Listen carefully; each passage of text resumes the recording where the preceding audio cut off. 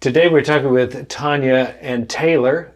Tonya I have known for a long time. She was once the board president, and she's been a professional friend of mine as a realtor. And Taylor I've known since she was small enough to wow us as a 6-year-old, or was it a 5-year-old, reading like an adult in front of the whole congregation. So I've always loved and admired y'all. So I'm glad you're here. Last week we had Tim Smith here, and many of you saw that. And it was an intensely emotional experience for some people. I've heard many people say they cried watching it. So we're continuing this conversation about racism in America and in ourselves. And so we're trying to explore ways of being better people. And Tonya and Taylor have graciously said they would be with us today. So we're really happy you're here, and welcome. Thank you. I realized that after doing the conversation with Tim and getting feedback from all of you, if you haven't had a chance, it's here in the YouTube channel, both the service and the dialogue. It became very clear to many of us the importance of being educated and to learn more about how many people in the African community have been feeling, what they have been enduring, what they grew up with. Not only to be educated for education itself, but to see how can I heal myself, how can I release any of my preconditioned discriminatory attitudes that many of us have and we don't even know we do, in order to then see what it's mine to do. Because like some lady from my Tuesday class was saying, silence is not an option anymore. So hopefully we will just find a space here today in which we can just educate further and just encourage people for action. So anyway, thank you. Thank you. So Tonya, do you want to go first and just tell us what's on your mind with it? Yeah, I've been thinking about this for a very, very long time, even before all the things that are going on in the country. And one of the things I see this is a spiritual warfare, in my opinion. And if being a spiritual warfare, knowing that spirit is energy, and energy cannot be created, it cannot be destroyed, it can only be transformed. And I think this is the time of transformation. It's time for, organizations such as Unity to become part of that element that transform negative energy into something that is positive, that we know that is love. Even in the Bible, they talk about love thy neighbor as thyself and love thy enemy. That is one of the hardest things, the Creator could ever ask anyone to do, is to love someone that is purposely out to try to kill or destroy you. But I feel like if we could actually get to that point, because the oppressor cannot escape oppression, because as you try to hold back someone else, you're also holding back yourself. Mm-hmm. And I think that's the job that we have to do is work on that and take that energy that is, since it cannot be created or destroyed, we need to transform it. And even with right now, there's a lot of energy around the Confederate statues and the Confederate monuments and the flag. And I would say that it should be, for the simple fact that is negative energy. And it may not be for those who believe in it. And I feel like that is why we're still dealing with some of the issues of racism, because we've never really dealt with the war between the North and the South. And at some point in time, we need to let that energy be transformed to something that's positive. Yeah. Taylor? Just being born in the 21st century and just saying like this new prejudice and just different things that have, like my mom said, been transformed. It's like I was 9 years old when the Trayvon Martin case happened, and it's crazy to think, now I'm 16, turning 17 this month, that the same amount of police brutality and prejudice and racism is going on, and we think, this is 2020, we're moving forward, we're getting better, we're coming together as people, but things are about the same. Mm-hmm. And yeah, it's such a very long-standing situation. You, Tonya, you were telling us earlier, before we started this conversation on camera, that there was a letter you wanted to read, and we debated if you could read the whole thing. But do you want to tell us about that? Yeah, so it's a letter that you can find. You can just Google. It's called the Willie Lynch letter, and that letter was done in 1712. And the letter is believed to be done by Willie Lynch, and that's where the term lynching came from. But it was a letter to slave owners to teach them how to control their slaves. And in the letter, it said, "Turn the young against the old." And you look at the colors. So you turn the light skin against the dark skin. You just turn them against each other in so many ways. And then, pretty much they learn to hate within their own group of people. But I feel now, even with that is going on, that has gone even broader, because I feel like we're also having even whites that we are the same. They're using that same technique. We'll continue to use it. We're using it not just between our own race, but it's used broader between the races. Yeah. There's nothing that will keep wages as low as keeping one group down, right, and then everybody's wages are kept down. That's right. So, I mean, to be white in the South and to not have land was to be poor. That's right. Yeah.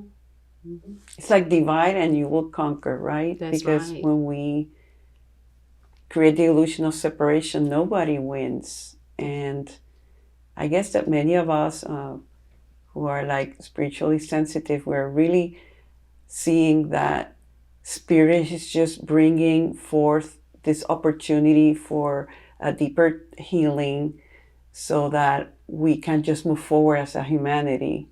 And it just feels as if everything's coming out for it to be seen, and for each one of us, because we've come very clear that it's not about these people being racist. Right.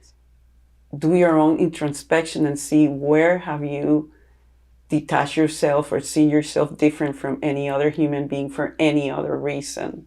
That's right. Yeah. Well, Angela Davis said it very nicely. She said that it is not enough to be non-racist. You must be anti-racist. So, part of that is going to be you having the internal fortitude when you hear, Uncle Bob or Aunt Betsy say at Thanksgiving racist remarks, and you just sit back quietly and not say anything about it. It's time to let them know that it's not right.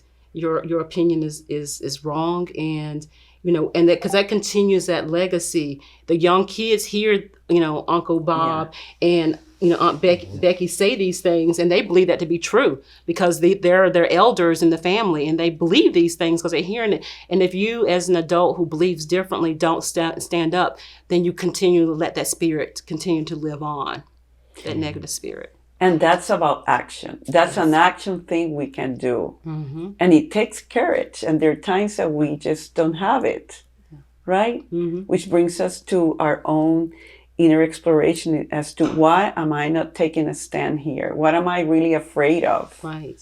Right? That's right. Yeah. You were saying earlier behind camera about your own definition or interpretation of the way that George Floyd died. Yeah. Well, when I saw the film with George Floyd, I saw a man on the ground with one man with his knee on his neck, and that is the killer. And that killer, to me, represent a lot of corporate America, the ones that are putting profit before people. And just like the Willie Lynch letter, where it turns people against each other, even within their own race, that those that put profit before people are doing that. And that represented the knee on the neck to that person. And by the way, I just wanted to also say that I did not know I had a direct connection to George Floyd, because my niece is married to George Floyd's first cousin. And so there is, I feel, that North Carolina connection with him. But also, I want to continue to go with the other two men that had their knee on George's back. And one of them, to me, represented the laws, which are a lot of the politicians that create laws that are against the people of color. The Supreme Court, who puts laws and stay on the Supreme Court for life, that are implementing things against people of color. And then the other knee on the back with the other man are those that are representing the racist people who believe that one group is different from them, but they are all working with the person with the knee on the neck to hold down and destroy those that come against them, but they don't realize they're being used in some ways to really, for that ones are putting profit before people. And then you have the observer, the cop that was standing outside that was just really watching what was going on without doing anything. And my appeal to people is, don't be that observer. If you see wrong, step up and say that is not right. You will not put a knee on the back till you kill someone. You will not continue to inflict pain through laws. You will not continue to do the things that you're doing with your racist behavior, your racist beliefs, because that is not truth. Seek a different way. Stand up. It's time. And this idea that our complacency is part of the problem. How do you see how do you think the best way to educate ourselves in our complacency is? Well, part of it's going to be, believe it or not, turn off the TV. Because the propaganda, it really starts with a lot of looking and believing everything you see on TV. And, the whole propaganda started of who is a black man is dealing with the image that has been propagandized out there. That's a real word, but they're put out there of who a person of color really is. And I think a lot less TV, a lot more reading. There's so much information out there. A lot of truth is out there. You just have to spend the time and educate yourself on a lot of the books and the readings. Join organizations that are looking for ways to support and, help, not just people of color, but all people to get to a higher level. I had a conversation with God, and God made it very clear. We will all get there together, or we will not get there at all. So we all have a responsibility to be fair and equal to all of mankind. Because if we're going to get to nirvana, a place where there is no suffering, that is going to make all of us have to get there. Yeah, that's a big... Thanks for laying it out like that. But I want to agree and disagree with what my mom was saying. It's like, yes, we do need to turn off the TV, and but the news can just be so emotionally draining with everything that's going on. But also, there's some amazing documentaries that for people to educate themselves. Like 13th is a Netflix documentary, and that's an amazing one for people to watch and educate themselves. But just don't really watch things that, just add on to the propaganda and add on to the brainwashing, and reading is a great option. But there's so many amazing documentaries for people to watch to educate themselves. Yeah. I recently saw Just Mercy. Have you seen that? Yes, I have. Yeah, that's pretty strong. Yeah, it is. Yeah. And so 13, which is about the 13th Amendment and how it was changed over the time after it was passed. It was essentially negated in due time with the prisons, and quite a story. Yeah, but it was always there because it always had no slavery except And then that exception opens up a way to do incarcerations, which is another form of slavery. And also, even this morning, I saw where our current president signed a bill about police reform, and is no chokeholds except. And so that is where they get us, because you write laws and you put an exception in there, which is always that way out to continue to do the things that's always been done. And that's where it gets really, really tricky, because it's accept. Yeah. Yeah. So back to the energy thing, that you see this as spiritual warfare, essentially a battle of good versus evil, or how do you hold that energy? Well, it's because it's all energy. And so that means that I see spirit is energy. And so that means that all that's going on is a spirit that is out there. And we keep transforming it from us to our kids, to our kids' kids, that negative energy, that belief. And sometimes we don't even know why. I mean, an interview I would love to have is with Derek Chavin. I would like to interview him, because I remember, even in corporate America, we would have diversity training programs. And in those programs, a lot of people of color will talk about their pain and anguish, which a lot of people are doing right now. And I could feel the energy that some people would get excited. Oh man, we did this to them. That's so great. We're making them feel that way. And you're looking at me with surprise. I could feel the energy. I said, they will not get anything from me. You will not hear a negative story from me, because I could feel that was actually making them feel good, to hear, that negative piece. And so the energy that we have to transform are those that are the colonizers, the oppressors. We have to work on that, because you think about it, it started way before this. This started back almost in the beginning of time. There's always been this energy, this negative energy that is out there. But when the colonizers came to America, there were over 10,000 indigenous people, and now there's barely 300,000. How many millions of Africans jumped in the ocean, just to not to come to America to be slaves.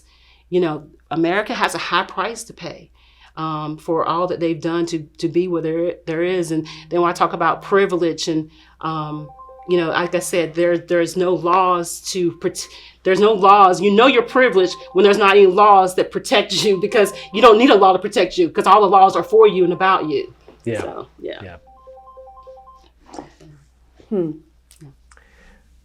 Yeah, I think I said this last week, but having grown up here in North Carolina, I was extremely aware that this was a one-sided place, and which is why when I came back, I was really hoping that this church would be a place where Black and white people came together, that it became an expression of the transformation, that was happening in this state. Somehow that would be the case, and